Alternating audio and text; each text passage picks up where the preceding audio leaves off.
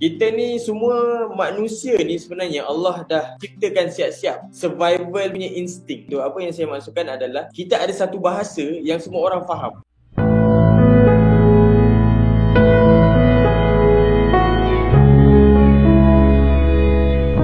Okay, soalan daripada Fon Romisis. Kiamat jika tak pandai cakap bahasa Inggeris, boleh ke pergi travel? Boleh pergi travel. Okay, sebab kalau kita pergi luar negara pun, orang luar negara tu bukan boleh pandai cakap bahasa Inggeris pun. Contoh pergi, tak payah jauh lah, kita pergi Thailand je.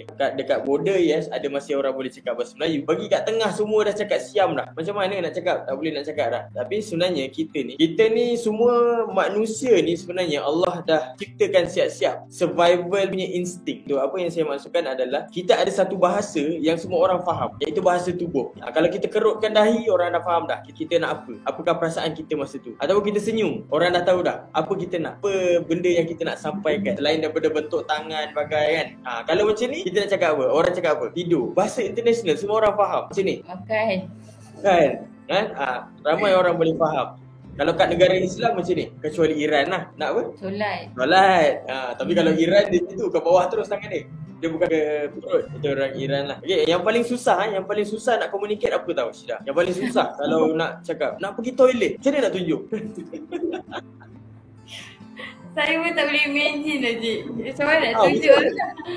Saya tak tahu. Itu benda yang saya paling stuck sekali kalau saya nak tanya. Sebab tu, okay, dia ada tips lah. Siapa nak tahu tips? Cuba komen lah. Ada ke yang nak tahu ni? Tips macam mana nak cari toilet. Okay, dalam buku tu cerita perjalanan memang nampak dipermudahkan. Jumpa orang baik-baik je. Belanja makan, belanja tempat tidur. Ada tak sebelum tu rasa takut tak jumpa orang luar? Okay, sebenarnya kita dah cuba. Dah bermula daripada Malaysia. Daripada Malaysia kita dah try. Dan saya menganggap semua manusia ni sama. Semua orang ada kasih sayang. Semua orang ada perasaan untuk gembira dan bahagia. Betul tak Syida? Betul. Ada tak orang yang nak 24 je nak marah je? Ada tak? Tak ada. Tapi ada tak orang yang 24 jam tu dia nak bahagia je? Ada. Sangat ramai kan? So saya anggap semua manusia ni macam tu. Semua manusia pasti, walaupun sejahat mana manusia tu pun, dia ada sedikit rasa gembira. Dia ada sedikit rasa nak dicintai. Daripada kita duk fikir pasal takut akan kejahatan tu, kenapa kita tak tackle dekat dia punya kebaikan? Kita ni sebenarnya, kita ni ibarat magnet tau. Apa yang kita fikir, serius, lagi-lagi waktu travel ni, sangat berhati-hati. Waktu travel, apa yang kita fikir, itu Allah hantar. Lagi sekali saya ulang, apa yang kita fikir, itu yang Allah hantar. Kita fikir orang jahat, Allah hantar orang jahat. Kita fikir nak jumpa orang baik, Allah hantar orang baik. Real case study. Sebab tu kena sangat berhati-hati waktu travel. In fact, sebenarnya kita zaman sekarang, kalau kita tengah duduk ni pun, sebenarnya apa yang kita fikir semua Allah makbulkan kalau kita perasan. Contoh, saya bagi satu contoh yang setiap hari kita buat. Kita fikir, lapar lah nak pergi makan, sampai tak makanan juga mulut. Itu yang dimasukkan dengan Allah makbulkan apa yang kita fikir.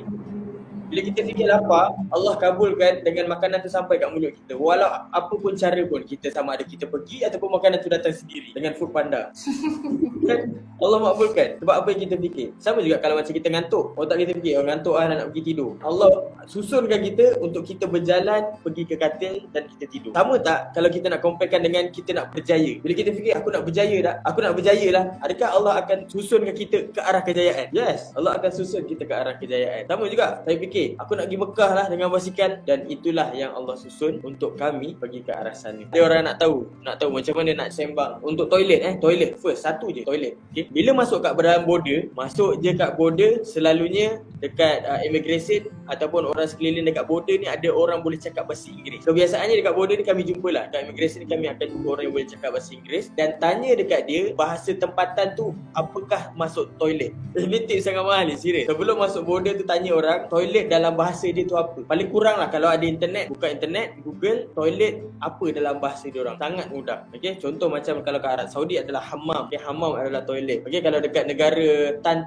tu dia panggil WC tu WC lah. Kan ke toilet kan WC kan. Kat India apa tak, tapi kami itu adalah perkataan yang wajib. Setiap kali masuk negara wajib belajar apakah toilet dalam bahasa mereka. So bila kita cerita, kita cakap dalam bahasa dia orang ni, dia orang sangat excited.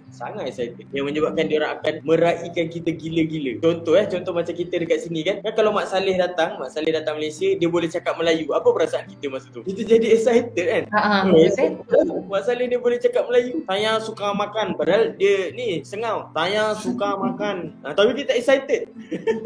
Sama lah juga macam dekat negara luar. Daripada ni Kuancu Ibnu Battuta. Encik Ahmad rasa apa bila telah selesai penggambaran ini? Kehidupan dan diri sama atau berbeza selepas travel? Sangat berbeza, sangat berbeza. Okay, sebab apa? Saya travel ni sebenarnya objektif saya adalah untuk mencari diri saya, apa yang kita perlu buat atas muka bumi ni, atas dunia ni. Dan alhamdulillah saya berjumpa dengan apa yang saya nak cari. Okay, sebab tu saya cakap, apa yang kita fikir ni Allah akan susunkan, Allah akan aturkan. So kita akan jumpa apa yang kita cari, dan saya berjumpa dengan apa yang saya cari. Dan rupanya sebenarnya purpose ini yang saya jumpa, purpose saya hidup atas muka bumi ni, okay, adalah untuk nak kembali ke syurga. In fact sebenarnya kita semua dihidupkan atas muka bumi ni untuk menjadi khalifah, untuk mendapat redha Allah, untuk kembali ke syurga. Kita hanya ada dua pilihan je bila kita mati. Apakah pilihan kita, syurga atau neraka? Kita ada dua pilihan ke ataupun kita ada hanya satu pilihan je? Sebenarnya kita tak ada pilihan.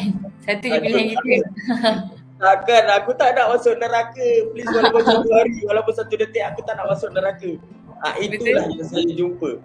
Saya jumpa tengah jalan banyak yang mengajar saya yang sebenarnya tak berbaloi masuk neraka. Tak berbaloi apa yang kita buat atas muka bumi ni yang menjerumus kita ke arah neraka. So kita dah tak ada pilihan. Syurga sahaja tempat. So bila balik, apa yang mindset saya berubah adalah saya pegang kepada ISA ni. Nama saya Ahmad Isa, ayah saya kan Isa. So ISA, saya berpegang dengan ISA. Whatever apa yang saya buat, saya kena pastikan ada 3 elemen ni, okay? Iaitu ilmu yang bermanfaat, okay? That's why buku Ustazah Basikal ni kita target sampai 1 juta naskah sebab nak sebarkan ilmu yang bermanfaat ni, okay? Siapa rasa buku Ustazah Basikal ni bermanfaat? Cuba komen dekat ruangan komen, okay? Itu ilmu manfaat yang pertama. Yang kedua adalah sedekah jariah, okay? Dan alhamdulillah setiap jualan buku Ustazah Basikal ni RM1 akan disalurkan ke tabung MyCare yang akan bantu pelarian Rohingya, anak-anak yatim Rohingya ataupun Palestin ataupun Syria. Sedekah jariah. Dan kenapa saya buka company dan recruit all the team adalah kita nak sama-sama untuk membina ataupun nak kumpulkan sedekah ni untuk disampaikan kepada orang-orang yang memerlukan. Okay, dan terakhir adalah anak yang soleh. Okay, kita memang saya belum lagi ada anak, dan saya doakan kepada siapa yang membaca buku Ustazah Basikal ni, okay, menjadi anak-anak yang soleh, yang selalu mendoakan mak ayah dia. Okay, dalam masa yang sama, saya pun insya-Allah dapat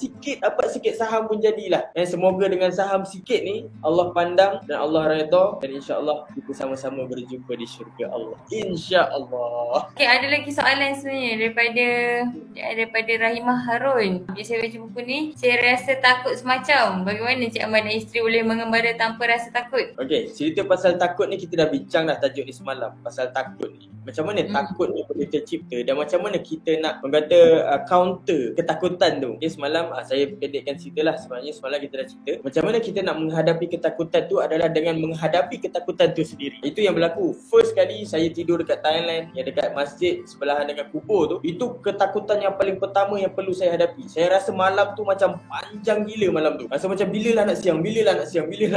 Punyalah takut. Orang dengar bunyi tapak kaki pun takut. Itu hari pertama. Bila hari kedua kita lawan lagi takut tu. Hari ketiga lawan lagi takut tu. Hari keempat lawan lagi. Sampai satu tahap letak kepala je tidur terus.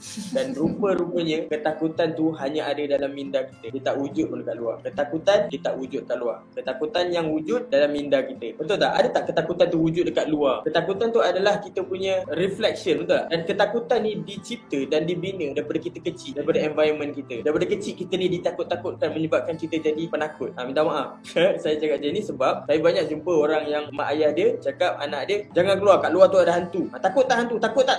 Lepas tu budak pun masuk, dia membina daripada kecil, dia dah bina mindset takut pada hantu, ataupun takut pada polis, ataupun takut pada perompak, ya, daripada kecil. Kalau bukan ibu bapa pun, bukan environment pun, drama TV selalu menakut-nakutkan kita. Tengok cerita hantu, baca buku cerita hantu, sampai benda tu dah meresap dalam minda kita yang menyebabkan kita pergi mana-mana pun kita takut. So kita kena menghadapi ketakutan tu sendirilah untuk nak mengatasi rasa takut tu. Berhenti tengok berita, sebab berita tu dia menunjukkan apa dalam berita? Kes rogol, kes bunuh diri, kes apa lagi? Kena colek. Okey, berita ni dia hanya highlight benda-benda yang buruk, benda-benda yang negatif. Yang sebenarnya dalam dunia ni 0.0001%. Tapi itulah yang paling sensasi yang orang suka tengok. Kalau cerita pasal positif je, rasanya tak ada orang nak tengok. Disebabkan kita tengok berita tu yang kita mengatakan satu dunia ni ada ramai orang jahat. Sedangkan kes-kes tu sangat terpencil. Orang baik terlalu banyak dalam dunia ni. Itu yang kita tak nampak sebab berita tak highlight.